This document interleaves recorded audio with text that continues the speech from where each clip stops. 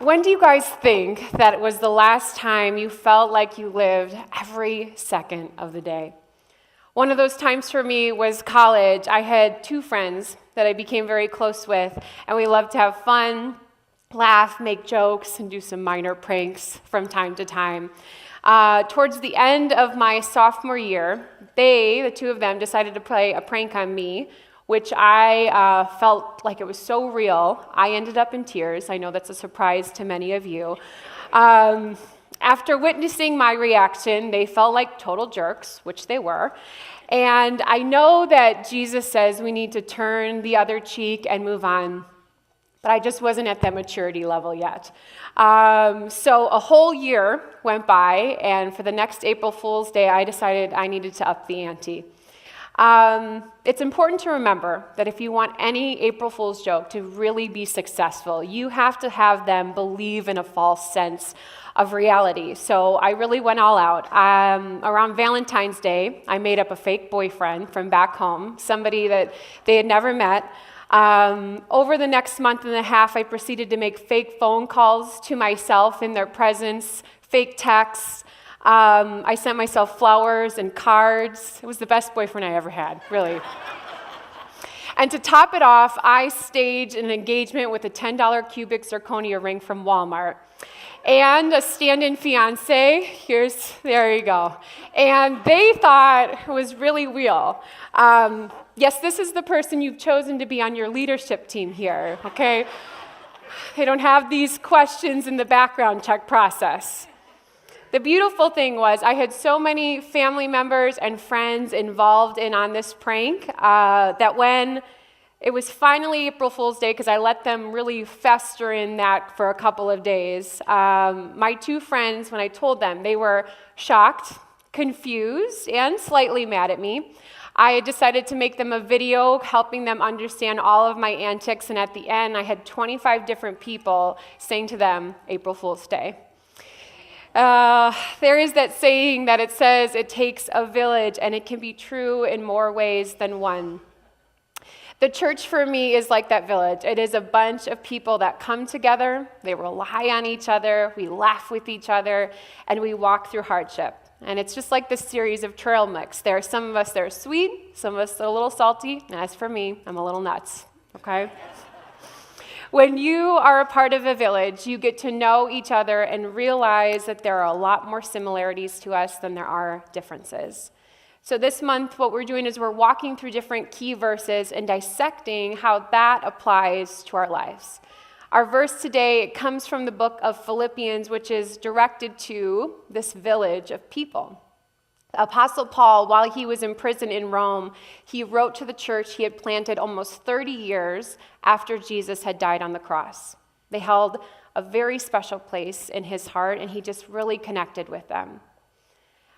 His only worry, though, was as the church grows, there is bound to be some division in the community, and because of our own humanness, that division and opposition, unfortunately, it still happens today. We can just look at the headlines or hear people's stories about how brokenness has betrayed them and hurt them within the church.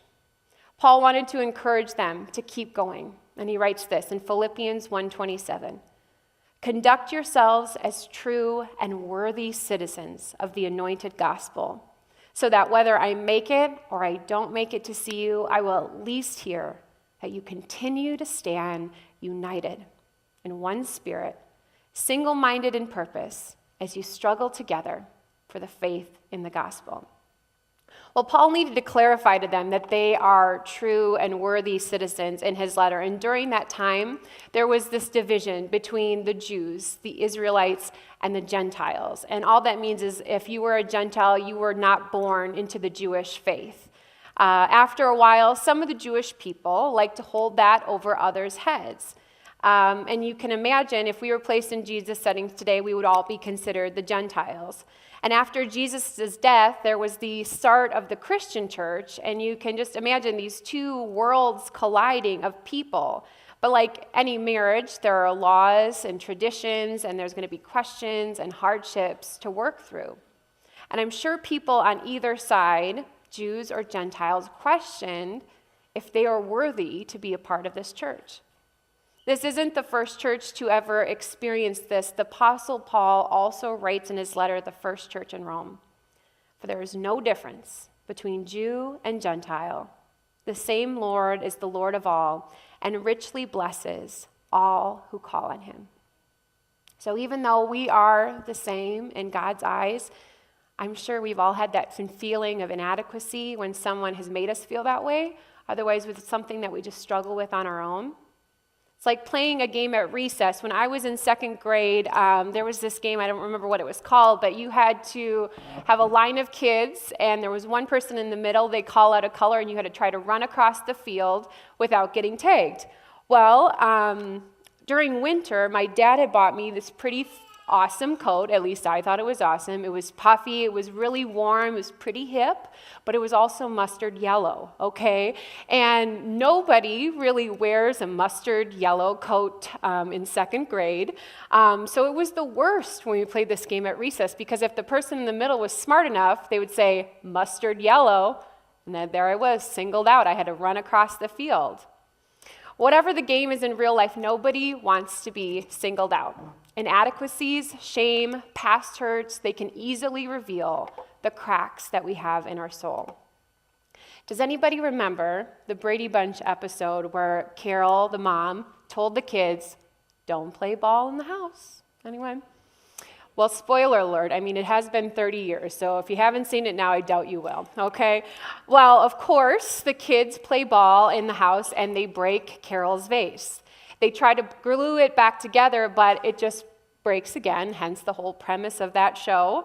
The cracks, they were filled with the kids' glue, but it was just not enough to hold the vase together. The Brady Bunch children, they should have used the art of kintsugi, which is this way that the Japanese have figured out a beautiful way to fix broken pottery. Instead of just using metal stables, kintsugi is the art of fixing broken pieces using a lacquer dusted with powdered gold. Each crack or imperfection now has beautiful seams of gold that glint with light, giving a unique appearance to the piece. Instead of hiding or disguising the imperfections, it now emphasizes and celebrates the fractures. Kintsugi often makes that repaired piece even more beautiful than the original, revitalizing it with new life. I love that. Emphasizing and celebrating the fractures.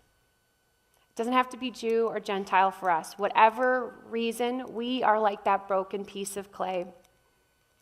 And sometimes we just don't feel worthy.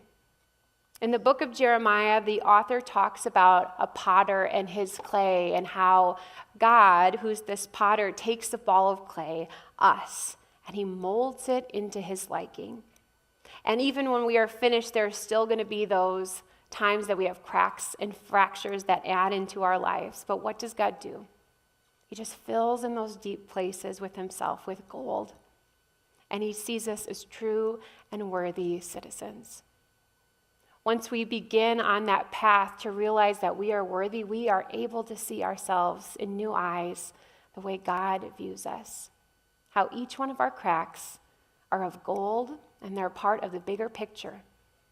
It's then when we start to realize what roles we can play in the bigger story. I don't know if anyone has heard of the Blackhawks, but last year, two of their goalies were injured, and they needed to use an emergency substitute. Enter in 36-year-old Scott Foster from Oak Park. He was the substitute goalie that night for either team. He had not played professional hockey in 15 years. A few hours before the call came in, Scott was in Oak Park at his office as an accountant. He said it was a surreal night, and once he suited up, he did not feel worthy for the ice. He had only 14 minutes on the rink, but Scott stopped all 7 shots he faced to preserve the Blackhawks' 6-2 victory that night, and he stole the show in Chicago.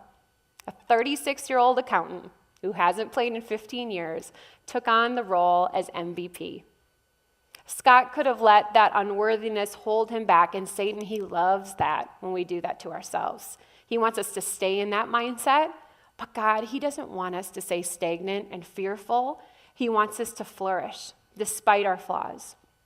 Sometimes we don't want to volunteer or maybe help out here at Westridge because we think to ourselves, well, I can't really do anything. I'm not qualified. I'm not smart enough. People don't know what's in my past. But if we choose to look through the lens of true and worthy, you all have gifts to share. You have the ability and the freedom to learn, and you can use your past to encourage others where they are right now.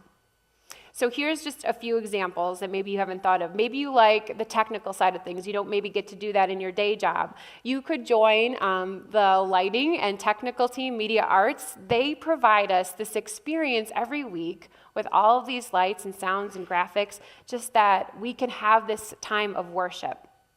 Or Westridge kids, you talk about multiple clay. These kids just want to have fun, and you simply get to learn about God right alongside of them.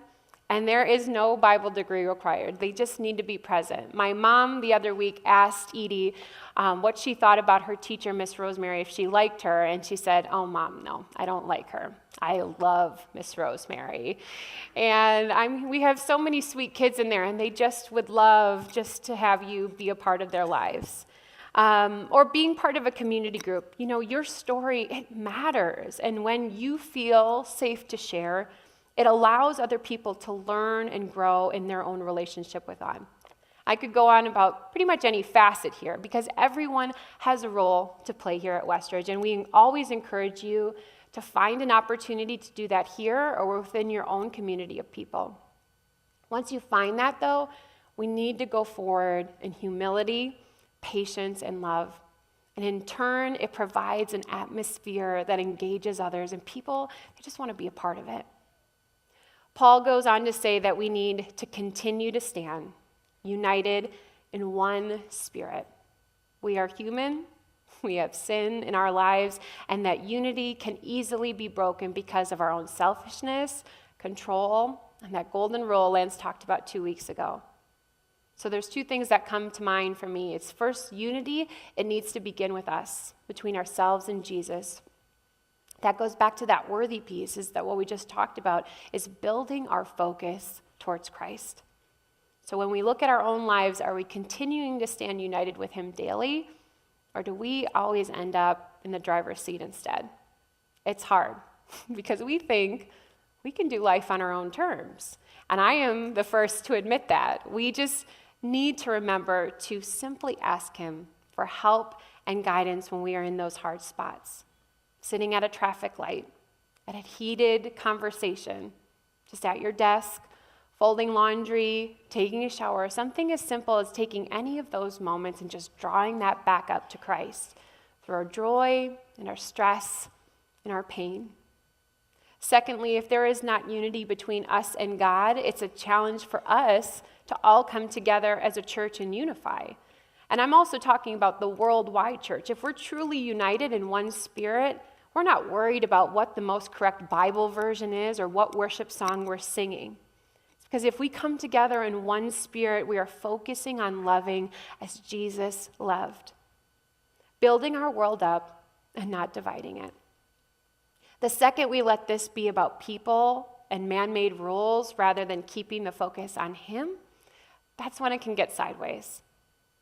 Ephesians 4:3 says this: "Make every effort to preserve the unity the Spirit has already created, with peace binding you together." We don't have to create that unity. God, he already did it for us, but we just have to continue day in and day out to guard that unity created by the Holy Spirit. A beautiful picture I once heard about unity was how female elephants, they stick together. When one mama elephant is ready to give birth in the wild, there needs to be protection from her predators. And there's no elephant birthing center in the Serengeti, not that I'm aware of. So all of these other female elephants, they back up to each other to form a circle like this. Isn't that awesome? Eventually, the mama giving birth is unseen. And to continue to throw off the scent of the attackers, they stomp on the ground and they kick up the dirt. And the one elephant in the center who is tired, she is vulnerable and is struggling through her birth process, is surrounded by 40 tons of fierce bodyguards. Once the baby is delivered, they continue to kick dirt onto the newborn skin to protect it from the hot African sun. And despite the odds and the harsh reality of the wild, they unite together, and they all begin to trumpet this new life in celebration. This spring, in the Women of Westridge, we started some table groups. And one night we gathered all the women and divided them into groups. And I'm sure everybody was a little nervous. They didn't really know who they were going to be connected with. They were excited to meet each other. And after our first few meetings, I wrote to some of the group leaders the other day just to encourage them. Because whenever you're a part of a group or just even meeting somebody new, there's a getting to know you process. It's important to foster that connection and trust. And once these women feel safe, someone is going to be like that one elephant in the center of that circle, struggling and needing support. And as a church and a community, we need to speak truth to them, encourage them, and point it all back to Jesus. We don't have to fix the situation. Of course, we think we do, but He is the ultimate fixer. For ourselves, are we speaking life into others daily? Are you coming alongside those who are struggling with a listening ear? Can we be trusted as a safe place for those close to us? Because that's what Jesus did during His life. We may not be all going through the exact same hardships, but I would caution you that pain is pain, no matter what. And we need to be careful not to judge each other's pain or diminish one another's hurt.